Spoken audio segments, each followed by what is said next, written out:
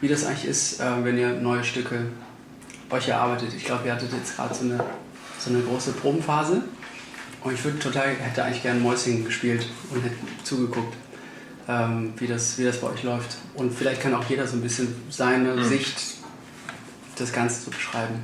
Also für mich war es dieses Mal so, dass ich mich dann doch kurzfristig entschieden hatte, Noten zu schreiben. Ich wollte eigentlich erst alles vorproduzieren und dann die Sachen vorspielen und dann weiß jeder ungefähr, was er zu tun hat und man kann sich kurz raushören, welche Töne gespielt werden müssen und dann hätten wir das so erarbeitet, das wäre so meine Vision erstmal gewesen. War das bei der alten Platte so, oder? Nee, gar nicht.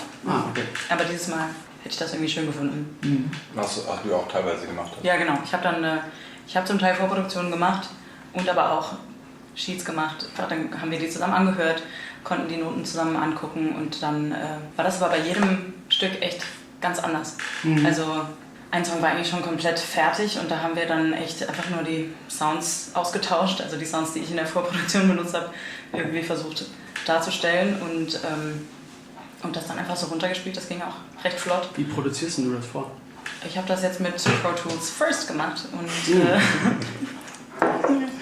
und habe da MIDI-Keyboard angeschlossen, Mic angeschlossen und dann... Beats oder so? Irgendwas? Ja. Alles kannst du eigentlich wirklich so veröffentlichen. Also. Ja. Ich hatte nur vergessen... Will ich mal hören? Wird besser als Album. Okay. Was macht ihr noch hier? Ja, Solo mehr. Solo mehr. Ja, ich hatte nur leider vergessen, wie man quantisiert. Also es ist ein bisschen... Aber... ja, wie quantisiert man nochmal? Ja. Und der Song, den ich nicht vorproduziert hatte, der hat auch echt am längsten gedauert. Da haben wir einen ganzen Tag dran gesessen, bis wir den richtig spielen konnten und verstanden haben. Und das ganze Potenzial haben wir wahrscheinlich immer noch nicht ausgeschöpft. Aber ich glaube, das ist aber auch eigentlich gerade das Geile, ne? Dass sozusagen die Gewichtung bei jeder Komposition so ganz anders ist. Und dass der kritische Punkt eigentlich bei jedem Stück, also das, wo man jetzt, wenn man erstmal die Vorproduktion hört und dann so denkt, okay, was macht man jetzt eigentlich als erstes oder als nächsten Schritt? Und das eigentlich bei jedem Stück dann immer so komplett anders ist. Also bei dem einen Stück ist es dann irgendwie direkt so klar, okay, es geht eigentlich nur darum, geile Sounds zu finden und das irgendwie zu orchestrieren. Bei einem anderen Stück geht es direkt darum, okay, wie machen wir das formal und so. Und das ist, also die Fragen sind von Anfang an immer direkt ganz unterschiedlich. Das ist eigentlich auch relativ schnell, dass sich dann immer so ein Flow ergibt, wo man sich dann so die Bälle zuspielt und einer sagt dann so, an der Stelle müssen wir irgendwie das machen und dann sagt der andere so was ganz anderes. Nee, machen wir nicht. Aber wir waren ziemlich gut und wirklich alle Vorschläge auch ausprobieren. Okay. Das hat dieses Mal gut funktioniert. Demokratisch. Und hast du Voicings in den Sheets stehen, oder? Muss ich mal kurz überlegen. Das habe ich mich jetzt bei der Karte so ein bisschen gefragt. So ein paar. Du hast ein paar Voicings hast du ausgeschrieben. Manche davon überleben dann aber irgendwie nicht. Ja. Also aber das ist dann auch... Das ist auch gewollt, oder? Genau. Ich hatte das Gefühl, nämlich so diese inoffizielle erste Platte, im Gegensatz dazu hatte ich das Gefühl, dass du dich da mehr an Voicings, die vielleicht ausgemacht waren, gehalten hast und jetzt mehr so deine eigenen Sachen noch mit reingebracht hast oder quasi das so, wenn da ein Voicing steht, dass du das dann anschaust und dann deine Version von diesem Voicing spielst. Ja, also das ist eigentlich das ist eine interessante Frage, weil es gibt wirklich dann so manche Sounds, die sind dann so total, okay, das muss irgendwie dann echt so sein, wo ich dann auch selber so teilweise, wow, da wäre ich einfach gar nicht selber so drauf gekommen. Oder so eine bestimmte Bewegung, eine Stimmbewegung irgendwie stattfindet, das muss dann so bleiben. Manche Sachen sind dann aber irgendwie, okay, das ist eigentlich, da geht es mehr um die Harmonie, so sozusagen in der Vertikalen. Einfach, da kann eigentlich dann alles passieren und das ist aber unterschiedlich. Wer hat den Choral bei Magnolia Tree geschrieben? Ja, das ist aber dann erst entstanden. Wir haben uns kurzfristig im Studio. Ziemlich kurzfristig, da war schon alles aufgenommen. Dann haben wir uns am Ende dazu entschieden, dass es irgendwie geil wäre, noch so ein Outro zu haben. Und dann, Ja. Sehr geil. Das hast du da in dein Zimmer geschrieben. Ja, ich habe unten im Wohnzimmer habe ich mal nur den Synthi so gehabt, mit Kopfhörern so. Stimmt. Gut. Okay, zurück zur Probe. Ja. Ja, also sonst war es vorher immer so, dass wir mit Noten das gemacht haben. Also das war eigentlich in der Regel schon so ziemlich jazzmäßig, Leadsheet-mäßig hast du eigentlich früher immer die Stücke mitgebracht. Jetzt eigentlich auch noch. Und diesmal war es aber das erste Mal, dass du auch wirklich so eine Vorproduktion dabei hattest. Eins war auch noch besonders, du hast bei der Probenphase einmal eine Improvisation, die wir bei einem Konzert aufgenommen haben, quasi so gesampelt. Die quasi so ein Beat-Fragment, was du cool fandest, und hast das dann so uns gezeigt, uns dann quasi so vorgespielt. Und dass wir das einfach so reproduzieren sollen, mehr oder weniger so. Das war auch besonders Geil. dieses Mal. Aber meistens ist es eigentlich so, wir brauchen immer so 1/3 der Zeit, um Sounds rauszusuchen und überhaupt erstmal zu entscheiden, also gerade live und ich spielen jetzt E-Bass oder City-Bass und live richtiges Schlagzeug oder Pad. Wenn man dann so die Sounds hat, dann weiß man auch schon so ungefähr, was es für eine Richtung werden könnte. Und dann wird immer noch heiß überlegt, welcher Teil nochmal kommt und wie oft. Und es wird auch oft so diskutiert, wer welchen Teil hört. Also ob das jetzt dann eher so ein krasser Abgehpart ist oder eher was mal so für zwischendurch. Ja. Also die Funktion wirklich auch so. Genau. Ja. Das ist eigentlich so das zweite Drittel, was wir dann immer so an einem Song verbringen. Und wenn dann fertig diskutiert wurde, dann wird noch 1/3 lang geübt, weil es ist oft so, dass man dann, während man gerade einen Part spielt, was dann irgendwie vielleicht ganz easy ist, muss man aber schon dran denken, ich muss dann aber gleich dahin greifen und muss das und das machen. Die E-Bass schon mal in die Hand nehmen. Ja, genau. Bei dem einen Stück. Und dann gucken, sind alle Effekte, die ich dafür brauche, sind die an und so, dass es so ein Automatismus wird, das braucht echt, also es gibt so manche Stücke, da kann ich es immer noch nicht. Ja. Ich habe so eine witzige Situation, da haben wir einen der Songs durchgespielt und dann wir waren echt alle so hochkonzentriert und alle so drin und dann war so nächste zweite Strophe und Olli, Dominik! Hatte so mich zur Seite gestellt, weil ich dachte, das ist ja ohne E-Bass. Das So, wo E-Bass dann alleine auch ist. Ne? Ja, genau. Das war dann quasi eigentlich nur Ollis Solo-Stelle und dann war einfach, hat niemand mehr gespielt. Ich habe so Aber wir haben weitergespielt. Aber es gibt schon auch oft die Situation, dass wir uns mal auf einen Sound festgelegt haben oder auf alle Sounds festgelegt haben und dann aber vielleicht nochmal alles umstrukturieren und nochmal alles ändern. Wenn wir merken beim Durchspielen, irgendwie passt jetzt das irgendwie alles gar nicht mehr zusammen, wenn man sich zu sehr verloren hat in einem Teil, dann machen wir da auch nicht lange rum und canceln den Sound und nehmen was Neues her. Ja. Ich hatte bei der Platte auch so ein bisschen das Gefühl, es gibt immer so geile Lead-Ins, so von dem einen Teil in den nächsten Teil, so ganz kleine Fragmente. Nicht immer, aber ab und zu.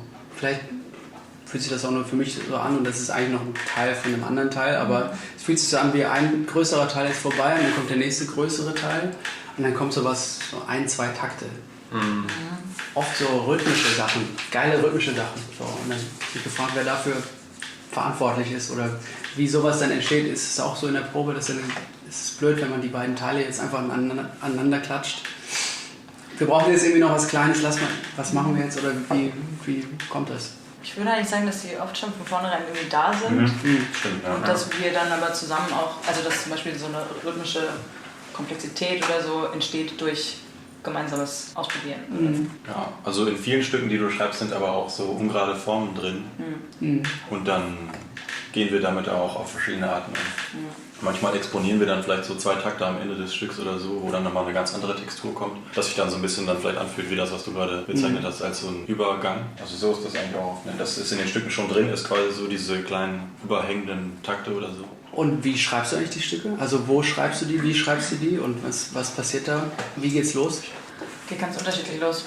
Also jetzt für diese letzte Probenphase habe ich mich wirklich so gezielt zurückgezogen und war zu Hause im Studio meines Bruders und habe da das Klavier und hatte große Papierbögen und Notenpapier und Stifte und Farben und alles Mögliche, mit denen ich dann irgendwie meine Skizzen machen konnte und nehme dann zum Teil Textfragmente, die ich schon vor Ewigkeiten aufgeschrieben habe oder habe mir jetzt zum Teil auch gesagt, okay, du schreibst jetzt zu dem Thema, schreibst jetzt einfach mal was. Was dir einfällt. Es geht oft mit einem Text los und dann kommt eine Melodie, dann kommt vielleicht durch die Sprachmelodie was zustande, oder das sind ja auch nicht alles gesungene Stücke von mir. Ja, und, genau. Genau, die letzten Stücke habe ich eben so gezielt geschrieben und ich muss mir dafür schon immer Zeit nehmen.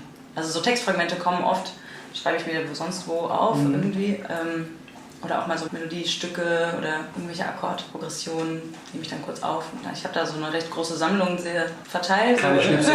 Überall Ja, irgendwie. Ich das bin auch großer Fan von To-Do-Listen und das geht dann aber, überlappt dann immer in so Textpassagen und so. Also das ist alles voll mit Papier und ja, von Notizen.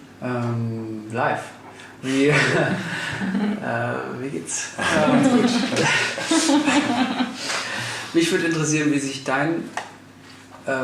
ob du ein Gefühl dafür hast, wie sich dein Spiel in der Band oder auch nicht in der Band verändert hat, dadurch, dass du jetzt eine eigene Platte gemacht hast und deine eigenen Stücke schreibst und die ganze Zeit eigentlich schreibst. Wir jammen ja relativ häufig und du bringst immer wieder neue Stücke mit und ich frage mich, wann du das alles machst und so. Aber ich meine, wenn man so anfängt zu komponieren und seine Platte zu machen, dann zeigt sich das ja auch in deinem Spiel irgendwie. Was ist da so dein Gefühl dazu? Ja, das stimmt. Wobei ich aber auch schon eigentlich schon immer komponiert habe, aber das jetzt quasi erst so öffentlich gemacht habe, so, weil ich ganz lange Zeit dachte, dass das alles total kacke ist und so. Also jetzt manche Stücke, die auf der Platte sind auch schon 2-3 Jahre alt oder so. Okay, was war denn der Anstoß dafür, dass du das auf einmal dann nicht mehr kacke fandest oder das Gefühl hast, vielleicht kann ich das ja mal anderen Leuten zeigen? Ja, gute Frage. Ich habe dann irgendwann angefangen, nur noch so diatonische Stücke zu schreiben, weil ich dachte so, ich bin ja jetzt kein schlechter Musiker, so. Mir fehlt halt nur quasi zu komponieren das Handwerk, ich dachte, dass mir das fehlt, was jetzt irgendwelche Pianisten so wie ihr oder so habt. Ich kann ja jetzt nicht irgendwelche Drop-2-Voicing, weil ich nicht weiß, wie das geht. So. Und dann dachte ich begrenze mich einfach so auf nur C-Dur oder so und dann schreibe ich einfach da mein Stück mit meiner Musikalität und meiner Vorstellungskraft quasi, aber nur in diesem Rahmen, den ich halt quasi so kenne und beherrsche. So. Und dann habe ich das mal irgendwann Alex vorgespielt und der fand das dann cool und dann hat mich das so ermutigt, glaube ich, irgendwie. Ich glaube, so war das eigentlich. Aber es war schon ein langsamer Prozess. Und eigentlich seit es die Band gibt, komponiere ich eigentlich auch, von daher... Okay. Und ich habe aber sowieso, was die Band angeht, ein ganz spezielles Gefühl und das ist irgendwie immer so ein bisschen anders als bei jetzt anderen Bands, weil da denke ich viel mehr so in so Parts wirklich, so dass es so ganz festgeschriebene Parts gibt, die ich so spiele und nicht jetzt so, wenn ich jetzt so in einer Jazzband spiele oder so, dann denke ich eher so, okay, das ist jetzt eher so ein Latin Groove oder sowas und nicht aber dieser ganz spezielle Groove, den ich mir ausgedacht habe, so. Ja. Oder den jetzt bei den neueren Stücken teilweise du auch quasi schon vorproduziert hast, den ich dann übernommen habe und manchmal aber auch gar nicht und dann was ganz anderes vorschlage. Von dem her war das eigentlich schon immer so ein bisschen da, glaube ich. Nur jetzt vielleicht in letzter Zeit mehr, weil ich es auch mehr mache, weil ich mehr komponiere. Ja. Und vor allem auch mehr Klavier spiele als früher. Das habe ich auch das Gefühl, das merke ich total. Weil ich so ein bisschen so festgestellt habe, dass mir das eigentlich total wichtig ist, so Klavier zu spielen. Quasi, was ich am Schlagzeug nicht habe, so wirklich so Akkorde und Melodien, mich damit wirklich zu beschäftigen, weil mir das irgendwie voll wichtig ist. Ja. Ich habe das Gefühl, dass das auch viel bringt, wirklich fürs Schlagzeugspielen und fürs auch Spielen mit anderen und vor allem dann auch letztendlich. Ja, was denn jetzt mal? Empathischer zu sein, eigentlich letztendlich so. Für die anderen Musiker und für die Sachen, die spielen. Und auch beim Improvisieren viel, aber eben auch, wenn ich jetzt höre, was du am Synthie machst, dass ich dann viel mehr verstehe, so okay, das ist jetzt irgendwie. Das ist ja ziemlich abstrakt, also das ist gemeint. Kann man gar nicht so. Ja, wie ist das gemeint? So, ja. Also ist es nicht aber auch so, dass, also ich hatte zumindest auch bei mir den Eindruck, auf einmal darf ich so Sachen spielen, die ich vorher eigentlich noch in keiner anderen Band spielen durfte oder konnte. Ja. Zum Beispiel einfach mit so einem Synthie mal so einen mega bratzigen Sound, einfach so voll, also so. Ich habe vorher noch nie eine Band und ich auch jetzt keine andere Band gehabt, wo ich auch so bestimmte Seiten von mir wirklich ausleben kann. Und das ist eigentlich das, ist das nicht bei allen aus? Also habe ich das bei dir das Gefühl? Weil wir kommen ja eigentlich alle so ein bisschen aus einer anderen Ecke. Oder ist es auch, also das hat bei mir auf jeden Fall. Wenn man auf einmal so was anderes ausleben kann, gibt dann das noch mehr Selbstvertrauen, das in anderen Kontexten auch viel mehr zu machen. So. Ja. So, weil da ist es okay und die nehme ich trotzdem noch ernst. Ja. All die Leute, die jetzt im Publikum sind, wo ich eigentlich mir vielleicht Gedanken darüber mache, ob die das jetzt sonst nicht ernst nehmen würden, die finden es super. Vielleicht kann ich auch in anderen Kontexten, auch wenn es ganz andere Musik ist, mehr ich selber sein und vielleicht hilft das dann allen. So. Ja. Und das ist eigentlich das, was ich meinte, so ein bisschen. Ja, also so ein Gefühl habe ich auf jeden Fall, dass es so eine Band ist, in der ich mich einfach pudelwohl fühle und jetzt die anderen Sachen, die dann so anstehen, wenn die dann vielleicht nicht so draufstehen, wie ich spiele und ich vielleicht rausfliege aus der Band, dann ist mir das ein bisschen egal, weil ich ja bei Salomea bin. Also, Krass, müssen wir jetzt eigentlich aufhören. Ciao. Das ist der Schluss. Das kann man gar nicht mehr sagen jetzt. Ja. Ich möchte alles über Hopscotch wissen. Krass. Das war eine Das ist richtig einfach, schnelle Nummer. das ist einfach so ein geiles Stück. Wahnsinn. Ich glaube, ich kann das gar nicht mehr. Ich weiß es noch, wie es war. Nee, also ich meine jetzt wirklich die Akkorde. Ach so. Weil das war ja, Das geht ich habe nicht. diese Akkorde irgendwie gehabt, Schon vorher, ne? schon vorher. Und dann haben wir das einfach so gejammt, ne? Und einfach aufgenommen. Und ich habe es auch danach nie wieder gespielt. Und ich weiß auch gar nicht, wo ich das aufgeschrieben habe. Ich müsste das jetzt selber wieder raushören. Nochmal. Ja. Oder Ja. ich höre es raus. Also irgendeiner muss es jetzt raus. Ja, es war so, nämlich, dass wir noch so vorhatten, für das Album noch so ein, zwei so Skits zu machen, so quasi Ja. so kurze Zwischeninterludes. Und dann hast du das nämlich, kamst an und hast das Ding mitgebracht. Was sollst du sagen, sagst? Weil der Track war für Akkur gedacht. Genau, stimmt, der war eigentlich für Krass. Akua gedacht. Stimmt, eigentlich war es für Akua gedacht. Da sollte eigentlich noch drüber gerappt werden. Akua Naru. Ah, das Ja. war's. Okay. Aber das hat sich dann erledigt. Ah, Genau. Das ist dann erst hinterher ein Skit geworden. Ja. Aber- Der ist stundenlang. Theoretisch. Der ist eigentlich so 5 Minuten. Ja. cool, schickt ihr mir den? Klar. Mir ist es nämlich viel zu kurz. Ich will, Ja. ich will immer weiterhören. Und Cool, ja. so die Straße entlang gehen, das so hören. Ja. Das ist gut. Auf jeden Fall ging das total schnell, weil du kamst, hast diese Dinger gebracht und du warst, glaube ich, gar nicht im Raum. Und dann hast du die einfach so vorgespielt, die Akkorde, und dann haben wir so ganz schnell einfach irgend so einen Groove gezockt und dann haben wir uns kurz über die Form geeinigt und dann haben wir das einfach direkt so Dann auch so, okay, keiner spielt Solo. Nee, das war so keiner ganz, singt. das war so ganz klar, glaube ich. Es war einfach richtig so. straight. Also das hat 10 Minuten, 15 Minuten gedauert. Genau, das war nicht so, dann hast du gesagt, ich komme in 15 Minuten wieder oder so und dann mal gucken, was ihr dann habt. Und dann haben wir das so, dann kamst du wieder rein und haben wir Rebecca, guck mal, haben wir das so gespielt.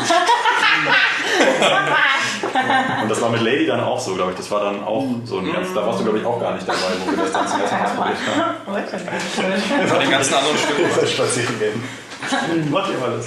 War das nicht auch, entstand das nicht auch alles aus dieser Idee, dass du mal meintest, wir sollen auch mal Stücke für die Band ja. schreiben? Ja, genau, das war die Idee. Da hast du nämlich dieses Lady geschrieben. Genau. Und Das ist Jens auch hat das geil. dann mitgebracht. Da hast du so viel Peter Schlamp gehört zu der Zeit. Ja. Ja. Das war dann hart. Stimmt, das war so ein bisschen meine Vorstellung, dann so ein Schlamm-Solo darüber, so ein, einfach so Lines. Den wollten wir noch anrufen. Ne? Den hast du sogar angeschrieben, oder nicht? Hast du Ja. Hat er geantwortet? Peter, wenn du das. Ja, genau. Ja, es war, glaube ich, so eine Mischung aus dieser bestimmten Art von Musik hören, wo dann einfach so viele Changes kommen und irgendwie zur gleichen Zeit habe ich auch so die entdeckt, wie man so einen D-Tune, so Ja. ein LFO, so ein dieses, so, da stehe ich halt mega drauf, auch das mache ich immer noch sehr viel gerne. Und das war, glaube ich, Fühlt dann... sich auch organischer an irgendwie auf einmal. Es fühlt sich nicht mehr so artifiziell Ja. so an. Das ist beim Synthi halt oft, ich finde wenn diese leichte Welle, dieses leichte tut D-Tune ist immer so ein Humanizer irgendwie. Ja, bei dem Song hatten wir noch überlegt, ob ich da noch was drüber singe und dann irgendwie war das aber auch so ein schöner Atemmoment Ja. irgendwie und der hat schon so Der gelegt tut irgendwie. gut auch in dem Moment so auf der Platte. Ich glaube, wir haben mehr von diesen Atemmomenten in den neuen Stücken. Ja, stimmt. Mehr so Momente, wo man auch einfach mal so sich so ein bisschen entspannen kann. Und Ja. das ist ja auf der Platte, die wir jetzt haben, das ist ja echt ziemlich wenig so, glaube ich. Ne? Jetzt sind viel geballert. Also. Das ist ziemlich darüber. Es passiert sehr viel. Ja. Aber sehr viel Geiles. Und wie ist sonst so der Prozess für dich, so Sounds zu finden oder generell für euch? So, das passiert in der Probe oder müsst ihr euch auch manchmal selbst ins Kämmerchen setzen und dann so, nee, oder? Mehr in der Probe, oder? Mehr in der Probe. Also Bei euch schon, ja. Also bei mir auf jeden Fall in der Probe. Also es hat aber auch sich verändert. Am Anfang wusste ich zum Beispiel noch viel weniger mit diesem Synthi umzugehen. Und da hat das alles noch viel länger gedauert. Jetzt ist es eher so, ich habe eine Vorstellung, der Sound soll eher so glockig sein, der soll eher so flächig sein, der soll eher so eine Qualität haben. Und dann weiß ich irgendwie schneller, was ich machen muss. Und dann gibt es aber manchmal so komische Eigenarten, die so ein Sound hat. Zum Beispiel, der hat irgendwie zu viele Tiefen an irgendeiner Stelle oder so. Dann weiß ich manchmal so, wie kriege ich das jetzt weg? Und dann muss ich mich eventuell alleine nochmal hinsetzen und gucken, was muss ich jetzt eigentlich genau machen. Und die unangenehmen Anteile irgendwie aus dem Spektrum wegzuarbeiten. Und oft ist es ja dann auch so, dass dann wir gegenseitig auch Ideen haben für die Sounds. Dass du dann mal sagst, so, da stelle ich mir sowas vor. Oder Janis sagt, da stelle ich mir so einen Drum-Sound vor oder so. Ja, das wird geschraubt. Ja. Und dann passen wir uns ja auch an. Ne? Also Ja. da haben wir letztens auch viel drüber gesprochen, dass es ganz viel auch um so Frequenzbereiche geht, die dann halt, wenn die sich clashen, dann passt halt nicht. Und vor allem in semi-guten Soundbedingungen auf einer Bühne oder so, dass dann halt, dass man halt gar nichts mehr hört irgendwie. Und ich setze mich dann da irgendwie so hinterher obendrauf. Und dann, ich mache das schon eher alleine, dass ich so gucke, wie mische ich da die Stimmen noch dazu oder welchen Hall oder dies oder das. Das sind dann aber auch oft so diese Momente in der Probe, wo dann so alle rumschrauben. Man hört nur so ein von Rebecca irgendwelche völlig so kranken Hall-Sounds und dann so irgendwelche und Olli so und alle sind so am Suchen und dann immer so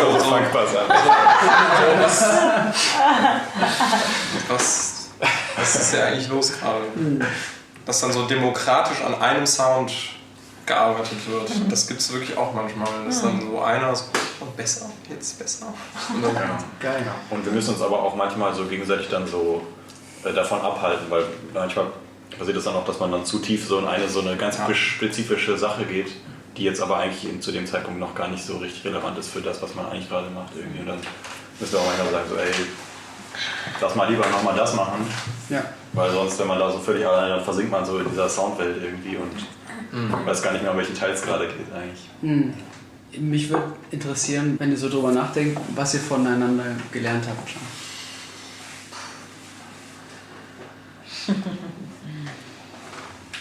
Ja, also ich habe das vorhin ja schon so ein bisschen gesagt. Ich habe einfach gelernt, so zu entspannen und weiß nicht, also vor Salome war ich immer so, ja, okay, 3 Stunden Proben, das muss reichen und da muss alles sitzen und also war irgendwie eigentlich so chronisch unentspannt und wir haben jetzt irgendwie Probephasen, die halt echt lang sind, ne? Also wie viele Stunden? 8 bis 10 Stunden oder so und dann 5 Tage hintereinander und weiß nicht, früher hätte ich mir gedacht, oh Gott, also ich muss ja unterrichten und ich muss ja dieses und jenes und jetzt ist es so, da ist diese Probephase, erstens weiß ich, dass wir die Zeit brauchen. Ja. Was ich halt gemerkt habe, ist, dass dieses ganze Proben, was wir so intensiv machen, dass sich das so krass auszahlt. Also das fühlt sich so geil an auf der Bühne, wenn man einfach eine geprobte Band hat. Auch diesen Pop-Aspekt, also nicht die ganze Zeit oder bei jedem Gig irgendwie, bei jedem Song immer wieder was Neues und so, sondern auch so Freude daran zu finden. So ein Part zu spielen. Genau, und den dann aber auch versuchen, so gut wie möglich zu spielen. Und das hat mir früher nie so viel Spaß gemacht, aber jetzt mache ich das gerne. Dass man dann wirklich so das immer so abwägt und nicht so sehr so, genau, nicht so sehr an sich denkt irgendwie, sondern viel mehr so an die Band und das, weil das ja irgendwie total davon abhängt, wie gut die Probe auch funktioniert. Das hängt ja von uns allen Vieren so krass ab, dass wir aufeinander Acht geben und halt wirklich empathisch sind. So. Und von Olli habe ich zum Beispiel gelernt, dass es als Drama auch geil ist, so krass zu zeigen, wo es lang geht einfach. Das habe ich auch von dir gelernt. Ja. Und dass es auch wichtig ist, oft. Allerdings, ja. Ich würde auch sagen, tatsächlich, ich habe tatsächlich extrem viel einfach über das Proben gelernt, wie man probt eigentlich. So, das war vorher irgendwie immer so ein bisschen schwammig, was eigentlich bei so einer Probe genau passiert. Was macht man eigentlich? Und es ist ja auch tatsächlich, es ist ja auch immer noch ein dynamischer Prozess. Also es gibt ja jetzt irgendwie keinen Plan für die perfekte Probe oder so, aber dass man sich hinsetzt und dass man die ganze Zeit alles im Blick hat, so ein bisschen so außen das Ganze sieht, so wir arbeiten jetzt an einem Song und jetzt arbeiten wir vielleicht an einem Sound oder so, aber worum geht es eigentlich noch im Ganzen? Was machen wir hier eigentlich? Und dass es nicht so auseinanderfällt. Ich glaube, das haben wir alle zusammen irgendwie so entwickelt, also dieses Probengefühl. Aber auch echt, glaube ich, durch viel Try and Error. Also ich glaube, wir haben auch viele Proben gehabt, wo es echt schwieriger war. Also wo auch vielleicht dann mal so schlechte Stimmung aufkommt oder mal irgendwie man das Gefühl hat, so boah, jetzt haben wir so viel Zeit und irgendwie ist es trotzdem noch nicht geil. Und so, aber es wird halt echt immer besser. Ich hatte jetzt bei der letzten Probephase eigentlich kein einziges Mal das Gefühl, dass das nicht irgendwie eine Richtung hat. So, das ist richtig gut. Ey. Und das ist vielleicht auch manchmal Zufall. Aber es, glaube ich, hat auch viel damit zu tun, das einfach richtig zu machen und das zu lernen einfach. Ja. Und außerdem macht Rebecca das immer sehr gut, finde ich, dass du eigentlich immer weißt, was wir jetzt proben sollen. Also mittlerweile ist das auf jeden Fall so, dass du eigentlich immer so sagst, so, hey, bei dieser Probe müssen wir versuchen, für dieses Konzert XY das Set so aufzubauen, wie wir das brauchen. Oder jetzt müssen wir die alten Stücke wiederholen. Oder jetzt habe ich ein neues Stück und das machen wir jetzt. Ich hatte auch schon viele Proben mit anderen Bands oder so, wo es dann so ist, so ja, man trifft sich halt, um zu proben, aber irgendwie weiß keiner so richtig, was man jetzt eigentlich machen soll. Ob man jetzt zum nächsten Mal... Genau, spielen wir es nochmal. Ja. Und das finde ich halt auch geil. Klingt so, als würden wir noch proben die ganze Zeit. Also es ist für mich ein wahnsinniges Gefühl, mit so einem Team zu arbeiten. Weil natürlich könnte man auch alleine irgendwas machen. Oder man könnte immer die eigene Meinung durchsetzen oder sagen, hör mal, das ist mein Projekt und hier wird so und so gemacht. Aber das ist ja das Fruchtbare und das Einzigartige, dass dann 4 Meinungen, 4 Stimmen zusammenkommen und was zusammen entstehen lassen. Und da bin ich einfach über jede einzelne Musikerpersönlichkeit so dankbar und schätze es unglaublich, was für einen reichen musikalischen Background ihr alle mitbringt, weil ich das von mir jetzt nicht so sehr kenne.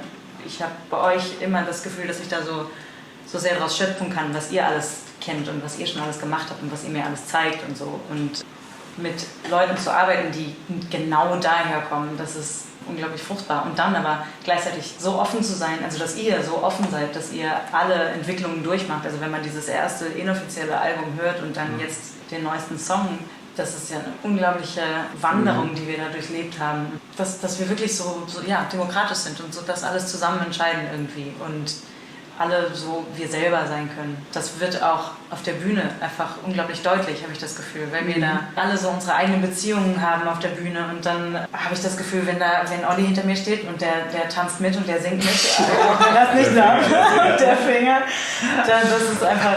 Was mit dem Finger? Der kommt da manchmal, so ein Basston. Ja. Geil. Zeigst du da mal mit dem Finger auch ins Publikum? Also das ist auch schon passiert. Ja. Meistens mache ich so und wenn dann der krasse Ton kommt, dann mache ich so. Gut. Und die Karate-Finger darf man auch nicht vergessen. Ja, ich spiele auch so, weil ich Ja. halt nur einen Ton spielen muss und die weiße Show ist alles. Ja, klar. Ja, Absolut. oder Ich versuche mir das zu merken. Also, Armgewicht fürs Trio. Armgewicht und dann aber halt... Ja. Mit Brille und... Ja, gut. Ja, das ist wirklich so, finde ich, das ist das Wichtigste. Auf der einen Seite so demokratisch zu sein, aber trotzdem, dass jeder man selbst sein kann. Das ist so ein Gleichgewicht, das finde ich total schwierig ist zu balancieren, aber wo wir wirklich so alle aktiv dabei sind. Jeder Vorschlag wird respektiert und ausprobiert und dann merkt man eigentlich immer selbst, ob der jetzt gut war oder nicht. Wenn er kacke war, Aber das ist völlig in Ordnung. das hat sich jetzt gerade so ein bisschen so angehört, wie ich gebe halt eine Richtung vor mit den Stücken und so und dann macht ihr so ganz viel musikalisch daraus. Aber ich finde, ehrlich gesagt, dass wir haben das ja irgendwie so 1-2 Mal oder ein paar Mal mehr vielleicht ausprobiert, dass auch mal jemand anderes ein Stück mitbringt. Ja. Und wir das halt spielen und es war für mich so krass, das zu merken, wie sehr deine Schreibe, also wie einzigartig die Schreibe ist. Das fällt einem, glaube ich, erst dann auf, wenn man sozusagen, ja, ich schreibe jetzt auch mal so ein Stück, was so ein bisschen so in die Richtung geht für die Band. Genau, mal cool, das ist bestimmt ganz cool, dann mal so ein bisschen was anderes, aber irgendwie auch in dem Style und dann zu merken, nee, Ist nicht. wenn du die Stücke mitbringst und man sie anguckt, da kommt schon viel, viel mehr mit von Anfang an von dir, als du vielleicht so selber denkst. Das Das ist, ist für dich selbstverständlich. So. ja, das Kannst du kann nicht drüber nachforschen. aber das habe ich auch bei seltener anderen Bands so das Gefühl gehabt, so, dass die Stücke, ja, sind so eigen. Ja, das ist Wann kommt die nächste Platte? Unter 2019. Ist klar. Geil. Ciao.